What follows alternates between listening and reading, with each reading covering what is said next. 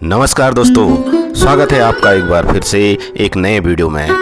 दोस्तों, आशा है कि आप लोग स्वस्थ होंगे और मस्त होंगे।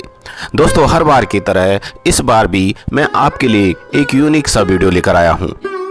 मुझे विश्वास है कि आपको इस वीडियो से बहुत कुछ देखने को और सीखने को मिलेगा।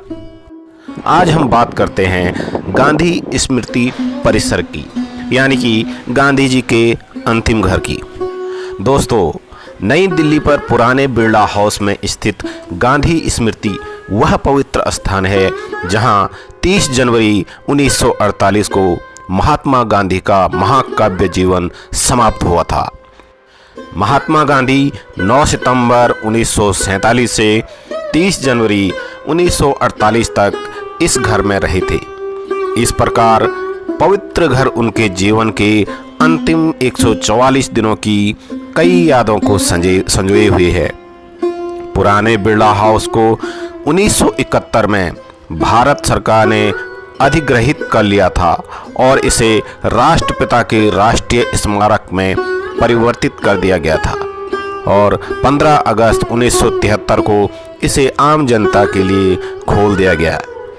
संरक्षित वस्तुओं में वह कमरा भी शामिल है जहां गांधी जी रहते थे और प्रार्थना स्थल जहां सामूहिक सभाएं हुआ करती थी। वह स्थान जहां गांधी जी हत्यारे की गोलियों से मारे गए थे। दोस्तों, इस संग्रहालय में गांधी जी द्वारा यहां बिताए गए वर्षों से संबंधित तस्वीरें, मूर्तियां, पेंटिंग, भित्ति चित्र, चट्टानों पर शिलालेख और अवशेष प्रदर्शित किए गए हैं। गांधी जी की निजी वस्तुएं भी सावधानी पूर्वक यहाँ संरक्षित की गई है। प्रवेश द्वार अपने आप में बहुत ऐतिहासिक महत्व रखता है, क्योंकि इसके ऊपर द्वार के ऊपर प्रधानमंत्री जवाहरलाल नेहरू ने दुनिया को महात्मा गांधी के निधन की घोषणा की थी। हमारे जीवन से प्रकाश चला गया है और हर जगह अंधेरा है। महात्मा गांधी की एक विशाल प्रतिमा, जिसके दोनों ओर एक लड़का और एक लड़की हाथ में कबूतर पकड़े खड़े हैं, गरीबों और वंचितों के लिए उनकी सार्वभौमिक चिंता का प्रतीक है। गांधी स्मृति के मुख्य द्वार पर आगंतुकों का स्वागत करती है। ये उत्तरी विंग का तीसरा खंड गांधी के सपनों का भारत और इस सपने को साकार करने के लिए उनके द्वारा छोड़े गए सूत्रों को प्रस्तुत करता है। 18 सूत्री रचनात्मक कार्यक्रम गांधी जी वैज्ञानिक सटीकता के साथ दुनिया के सामने विकास की एक मॉडल के रूप में भारत को प्रस्तुत करना चाहती थी। महाकाव्य यात्रा समाप्त हो गई, राष्ट्रपति पिता चले गए, लेकिन उनकी विरासत जीवित है। सबसे बढ़कर उनके सपनों का भारत बनाने के लिए एक अधूरा सपना हमारे सामने एक चुनौती बना हुआ है। दोस्तों, अब मैं ले चलता हूं आपको गांधी जी के प्रार्थना स्थल की ओर।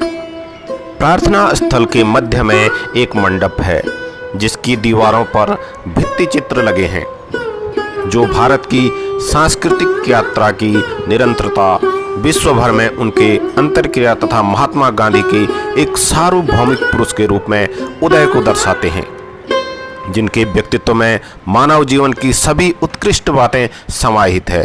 जैसा कि उन्होंने कहा था, मेरी भौतिक आवश्यकताओं के लिए मेरा गांव ही मेरा संसार है, लेकिन मेरी आध्यात्मिक आवश्यकताओं के लिए पूरा विश्व ही मेरा गांव है।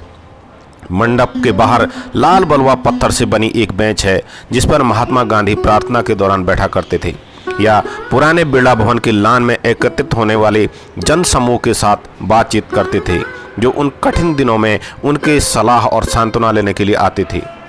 प्रार्थना स्थल की मुख्य विशेषता हरे लान है, जिनके चारों ओर फूलों से सजावट की गई है। स्मारक के प्रवेश द्वार के पास इसके दाहिने लान पर गांधी के सपनों का भारत लिखा हुआ है। प्रार्थना स्थल के पास गोल चक्कर पर अल्बर्ट आइंस्टीन के शब्द लिखे हैं। आने वाली पीढ़ियां शायद ही इस पर विश्वास करेगी। गोल चक्कर के केंद्र में प्रसिद्ध कलाकार शंख चौधरी की कांस्य से बनाई गई एक कलाकृति है, जो गांधी द्वारा अपने शहादत के साथ जलाई गई अनंत ज्वाला का प्रतीक है। ये वह स्थान है जहां पर राष्ट्रपिता की हत्या हुई थी। राष्ट्रपिता की हत्या के स्थान पर एक शहीद स्तंभ खड़ा है जो महात्मा गांधी की शहादत को याद करता है, जो भारत की स्वतंत्रता के लिए लंबे संघर्ष की विशेषता वाले सभी कष्टों और बलिदानों का प्रतीक है। भारत के लिए श्रद्धापूर्वक परिक्रमा करने के लिए स्तंभ के चारों ओर एक चौड़ा पत्थर का फर्श बिछाया गया है। स्तंभ के सामने विस्तृत स्थान भक्तों को श्रद्धांजलि अर्पित करने के लिए बनाया गया है। शहीद स्तंभ के पास निचले लॉन पर गुरुदेव टैगोर के शब्द लिखे हुए हैं। वह हर झोपड़ी की दहलीज पर रुक गई। प्रार्थना स्थल के मध्य में एक मंडप है जिसकी दीवारों पर भित्ति चित्र लगे हैं। दोस्तों, यही वह स्थान है जहां पर नाथूराम गोडसे ने महात्मा गांधी पर गोलियां चलाई थी। यहीं पर महात्मा गांधी ने अपनी अंतिम सांस ली थी। यहाँ पर आप देख सकते हैं ये जो पैरों के निशान बने हुए हैं, इसी रास्ते से महात्मा गांधी यहाँ पर जाया करते थे। महात्मा गांधी के कमरे से और इस लॉन में जाने के लिए लगभग 30 या 40 मीटर की दूरी है। ये वो पगडंडी है जिस पर महात्मा गांधी धीरे धीरे इस लॉन की तरफ जाते थे और वहाँ पर जाकर अपने लोगों से या बाहर से आए हुए लोगों से वार्ता करते थे। इसी बात का फ़ायदा उठाकर यहाँ पर उन पर गोली चलाई गई।